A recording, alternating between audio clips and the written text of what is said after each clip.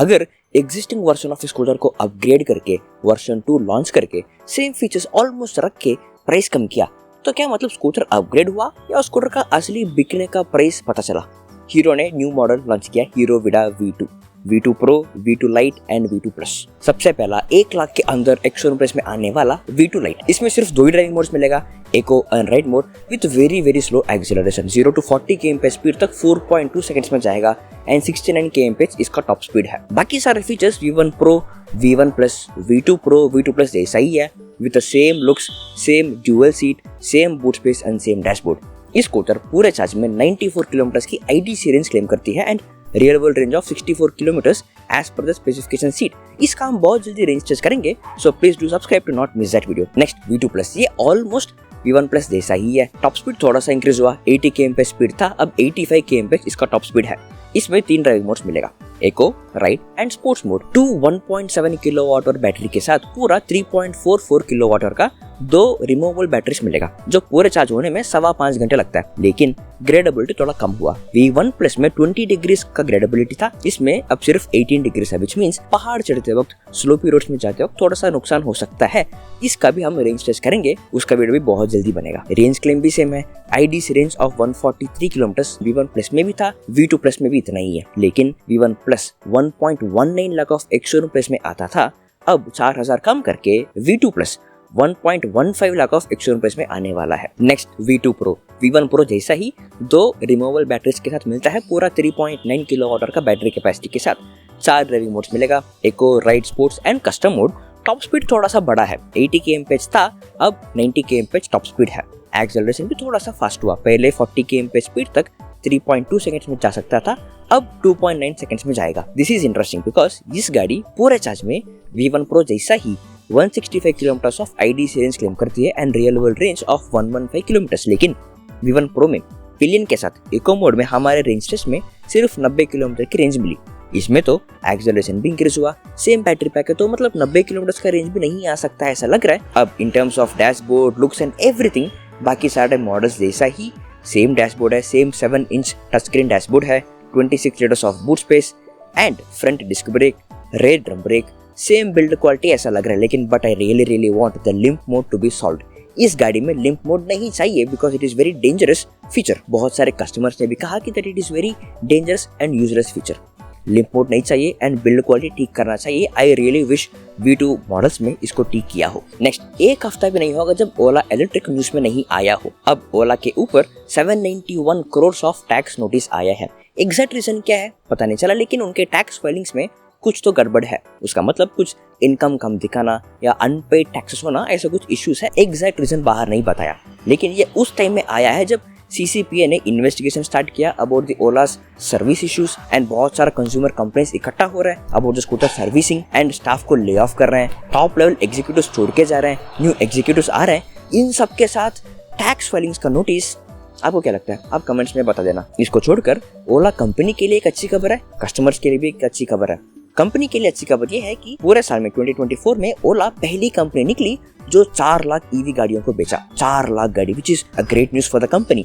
अब कंज्यूमर के लिए अच्छी खबर यह है कि दिसंबर मंथ के सेल्स में Chetak is a most sold scooter so far, TVS iQ and then Ola. अच्छी खबर यह है कि लिस्ट ऑफ फीचर्स, ऑफर्स देखकर कम रिलायबिलिटी होने वाला ओला स्कूटर्स लेने की जगह पर कंज्यूमर्स सोच के simple to use reliable scooters को लाइक चेतक एंड iQ को चूज कर रहे हैं। लेकिन आजकल शायद चेतक की रिलायबिलिटी के ऊपर भी सवाल आने जैसा लग रहा है। छत्रपति संभाजी नगर में एक चेतक स्कूटर से स्मोक निकला। तुरंत चेतक ने रिस्पॉन्ड किया saying that the स्कूटर का बैटरी एंड मोटर ठीक है, the smoke came from some other part of the scooter। Exact reason क्या है, एग्जैक्ट कौन सा कंपोनेंट है, उसके बारे में दे आर इन्वेस्टिगेटिंग। जैसे वो ठीक हो जाएगा and they realise the issue, I think उसका न्यूज बाहर दे सकते हैं।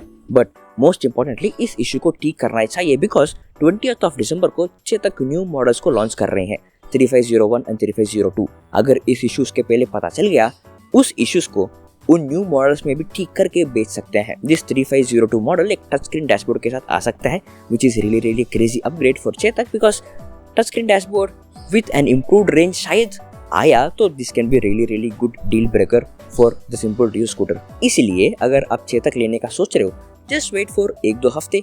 जैसे 3501 और 3502 मॉडल आ जाएगा टू द शोरूम, हम रेंज टेस्ट करेंगे, रिव्यू करेंगे एंड देन आराम से आप ले सकते हो। एंड आप में बहुत सारे लोगों ने कमेंट्स में पूछा ओबन ईजी का रेंज टेस्ट करने का, लेकिन प्रॉब्लम ये है कि ना कंपनी लोग बाइक दे रहे हैं to do the range test, ना कोई कस्टमर दिखा जिन्होंने इस बाइक को खरीदा। इंटरेस्टिंग बात यह है कि not only the range test ride करके टेस्ट राइड शूट करने के लिए भी कंपनी लोग बाइक नहीं दे रहे हैं। इतना मना करना कि शोरूम जाकर पूछने पे मुंह पे मना करना, लेकिन कस्टमर्स को खरीदने के लिए गाड़ी टेस्ट राइड के लिए दे रहे हैं, लेकिन not for the test ride shoot. And हमको सिर्फ दूर से बाइक को देखने को मिला, इस फुटेजेस भी लेने के लिए हमको मना किया, बट हमने एक दो फुटेजेस लेने का मैनेज किया। वो करने के बाद ये पता चला कि ये सेम डिजाइन है, सेम लुक्स है, वही 3 फ्लैट सीट्स है जिससे बैक डेफिनेटली फटने का चांसेस बहुत है। सेम राइडिंग पोस्चर है जिसके बारे में बहुत सारा कस्टमर्स ने कहा कि that it is not comfortable. सिर्फ कस्टमर्स को बेचने के लिए टेस्टेड देकर शूट करके पोस्ट करने के लिए एक फुटेज भी लेने के लिए मना करना, तो क्या बाइक में कुछ इश्यू है जिसको ठीक करना चाहिए, या फिर सिर्फ पेड रिव्यूज करना चाहते हैं जिसमें सिर्फ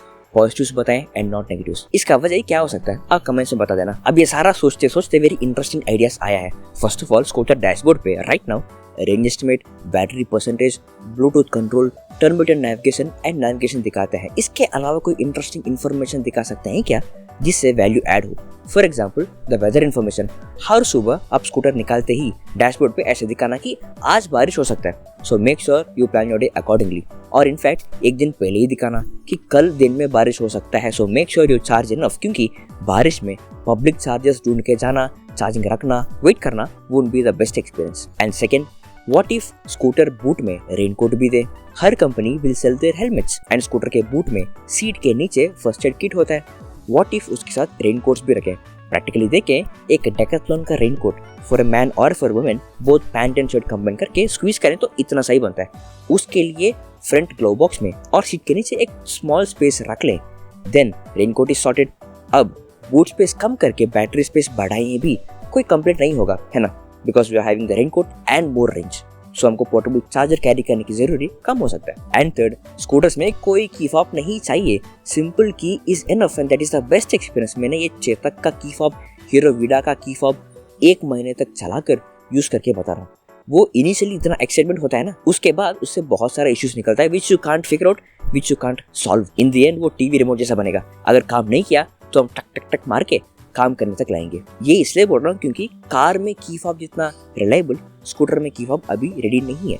वैसे गाड़ी को चलाते वक्त साइड भी लगाकर अनलॉक करके जाना, that kick and that feel is different, that reliability is different. Simple की विल वर्क। इस तरह का आइडियाज एंड सजेशंस क्या क्या चीजें इंप्रूव कर सकते हैं, इन सारी चीजों के बारे में एक सीरीज ऑफ वीडियोस बनाने का सोच रहा हूँ, जिसमें मेरा ओपिनियंस भी रहेगा।